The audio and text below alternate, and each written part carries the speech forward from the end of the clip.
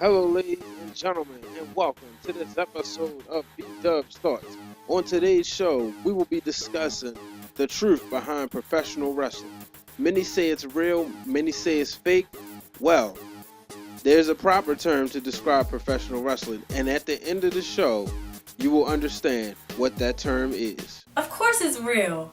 I mean, look at everything that happens. People actually do get hurt. You actually see them in pain. Of course it's real. What do you mean, do I think it's real? It's real. Of course it's real. Well, I used to be a big fan. Probably the biggest fan as you. At all the wrestling games.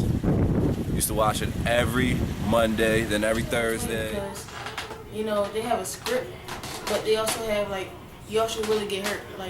They actually jump off ladders and all that. So, it's in between. Wrestling is a show. It's an entertainment, but the risks are very real. A lot of sports entertainers and wrestlers, they get hurt with a lot of things that they do, and they have to be very strategic. But accidents do happen anywhere that there's type of any athletic prowess or events or anything going on where bodies are flying and certain motions are being taken. It's very real. But you do the best you can to train your body in a way where you can protect yourself and still entertain the crowd as best as you can.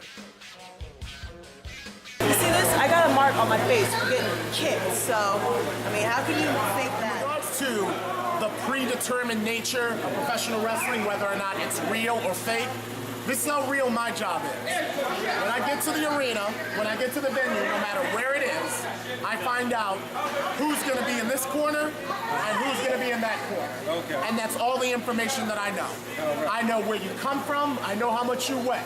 I don't know who's going to win. I don't know who's going to lose. I hardly even know if titles are on the line until somebody walks out with the belt. Back in the 1940s, 60s, maybe 30s when professional wrestling started, these guys went out there and beat the crap out of each other. Mm-hmm. There was nobody telling who won, who lost. They went out there and beat the crap. Whoever had their hand raised, they were the winner. Okay. Now you come into wrestling, now people are saying fake. It's, they determine who's going to win and who's going to lose. Guess what? They're right. Okay. I'll give them that. They're right. Terminology, you going out there, yeah, they tell you who wins, they tell you who loses, but us going out there being athletes, getting hit with chairs, going through tables, ladders, hitting that mat, hitting that floor, the ring's not soft.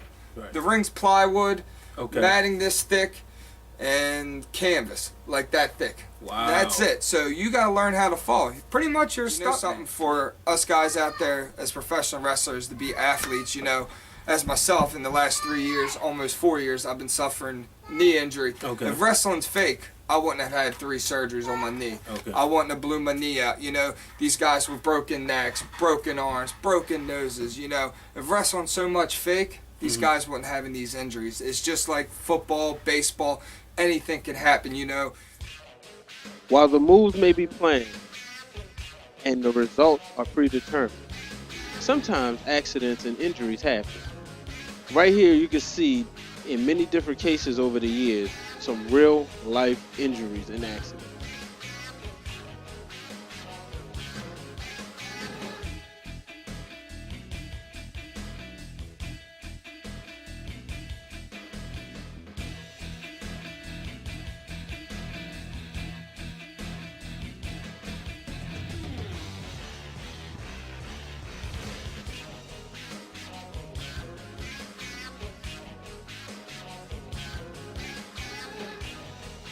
Owen Hart was set to make an entrance from the ceiling, and he fell from the ceiling. And I have the unfortunate responsibility to let everyone know that Owen Hart has died. Owen Hart has tragically died from that accident.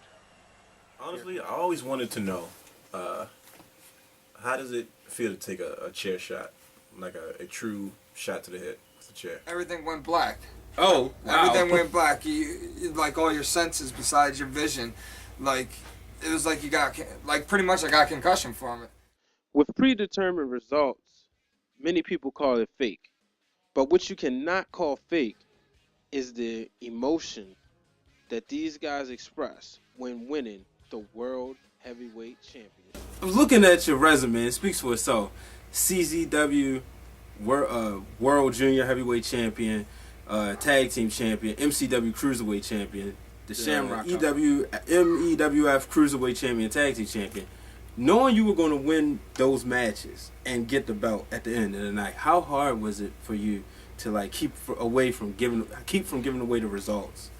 Honestly, it's not hard because just like you said, wrestling. People saying it's fake.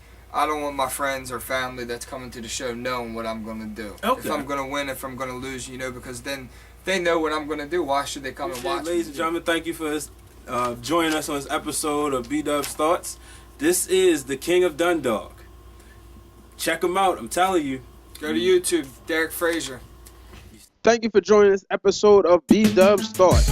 Be sure you tune in to our next episode as we preview this Sunday's WWE Over the Limit.